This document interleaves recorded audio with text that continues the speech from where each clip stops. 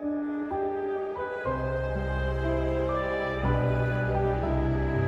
atau benda-benda peninggalan yang ada hubungannya dengan sejarah, budaya yang ada di Indonesia.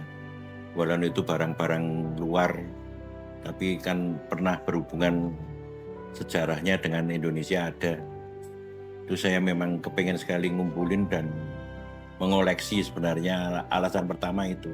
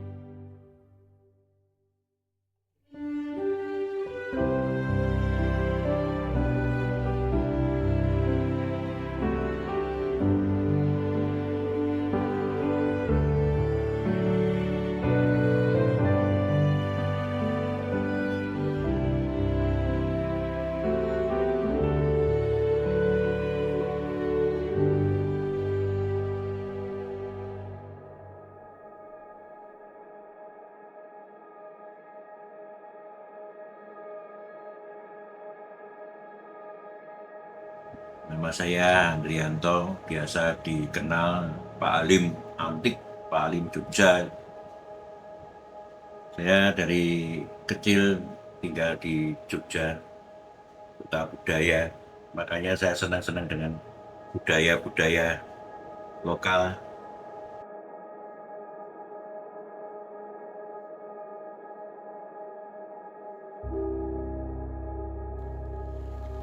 Seperti ini loh.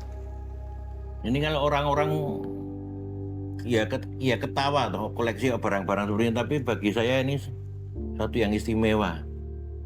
Karena ini mewakili zamannya. Ini satu perlengkapan ya jadi zaman Majapahit ya. Untuk tempat lampu, walaupun hancur, cari hancur aja sulit, apalagi cari utuh ya. Seperti gitu loh. Jadi saya punya kesenangan sendiri yang belum tentu orang lain bisa seneng. Seperti ini mata-mata uang ini kan dulu kan pasti ada hubungannya perdagangan dengan Indonesia. Ini abad-abad 10.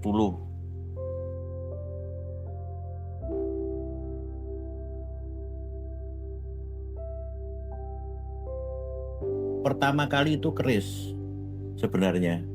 Cuman saya beralih ke nganu karena sudah banyak, saya seneng ke satu barang koleksi yang kira-kira tidak banyak orang koleksi. Jadi dulu pengen seperti itu saya. Makanya saya waktu itu keris karena teman-teman banyak yang koleksi keris. Saya beralih ke kristal, barang-barang kristal, tapi barang Eropa. Tapi ya ada satu halangan, waktu itu gempa bumi Jogja, barang-barang kristal saya hancur. Terus saya mulai beralih lagi ke barang-barang purbakala.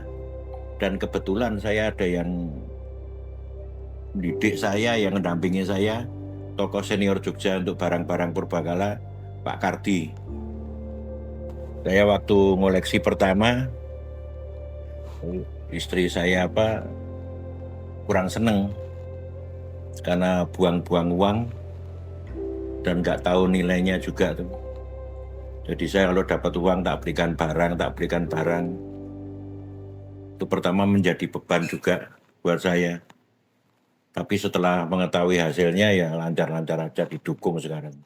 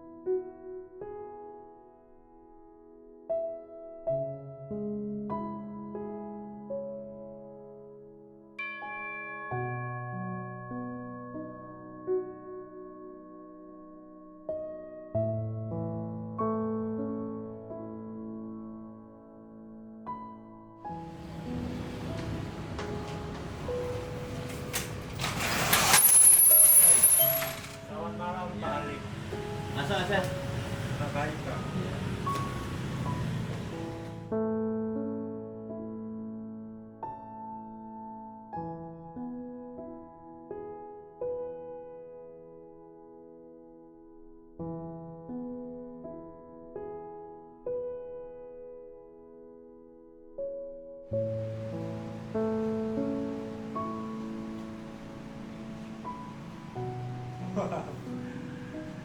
sekali barangnya Pak Halim.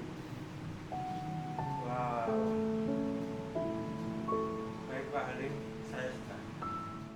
Ya harapannya dulunya pengennya aslinya itu koleksi punya museum, tapi karena kebutuhan ekonomi jadi banyak sekali barang yang harus berpindah tangan saya, dan itu bagi saya sakit, merasakan itu sakit saya.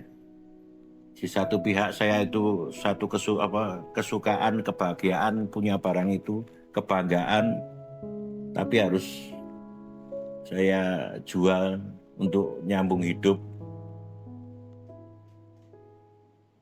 Jadi di luar nalar saya.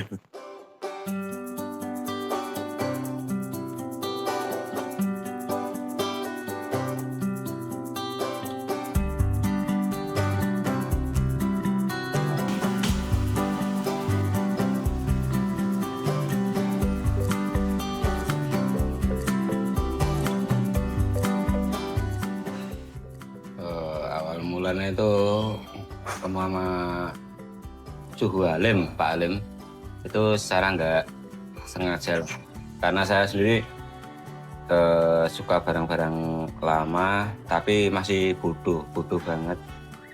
Habis itu saya waktu itu posting di komennya sama Pak Halim, itu baru gitu. Yang saya penasaran, ini siapa orang ini kok bilang baru, padahal menurut saya sendiri beliau sudah tua, karena era-era tinggalan nenek saya itu mungkin nenek saya beli tahun 60 atau bahkan 50 itu dibilang Pak Halim baru.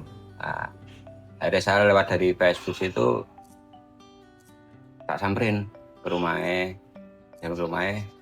Om kok bilang barang baru tuh, barang saya tuh emang tuanya tuh kayak apa. Akhirnya dikasih tahu sama Pak Halim, ini barang tua ini kayak gini, ini dinasti dari Qing sampai Ming sampai Song bahkan Tang, dikasih tahu. Dan kebetulan dia banyak banget koleksi lah, barang-barang tua tinggalan Cina maupun Eropa itu banyak.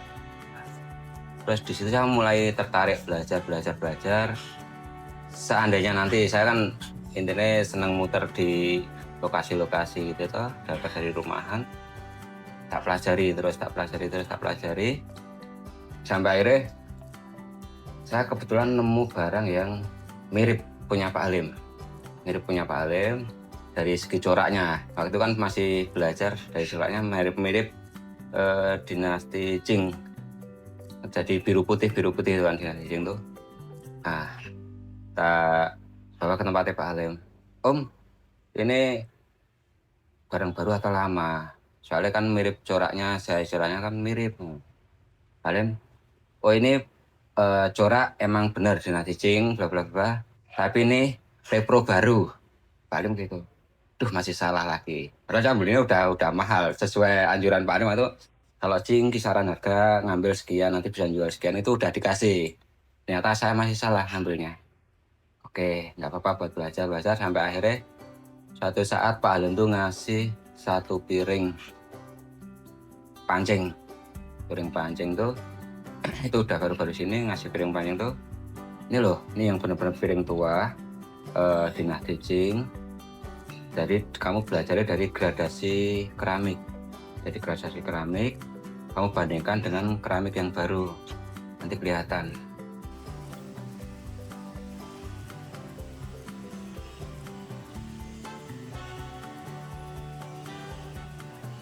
Yang jelas, nah untuk belajar tentang keramik kita emang butuh guru yang lebih tahu. Karena kalau Pak Halim sendiri emang banyak ngajarin saya itu, karena dia sendiri bahkan sering dimintai atau ditanya teman-temannya yang lebih senior itu dibanding saya, itu masih tanya sama Pak Halim.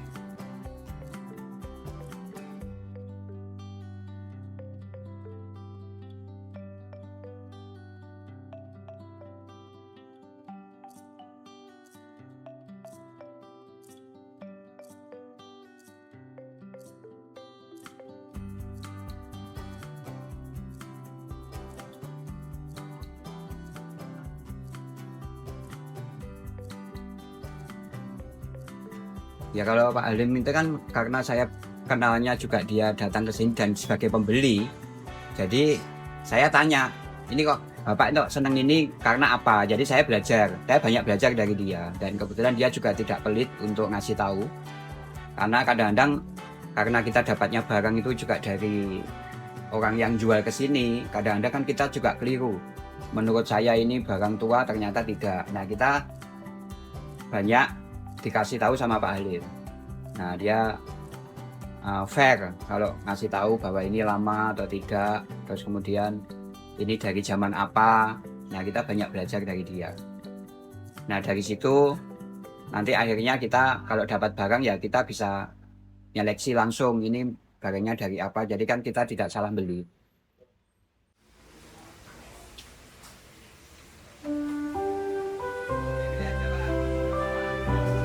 Yang baru mana?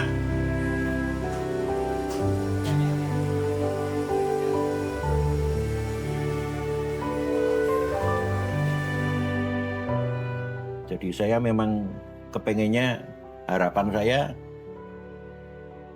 orang-orang Indonesia paling tidak ada yang suka untuk mengkoleksi, biar barang itu sampai anak cucu kita masih ada, bisa dilihat, yang terang cuman itu.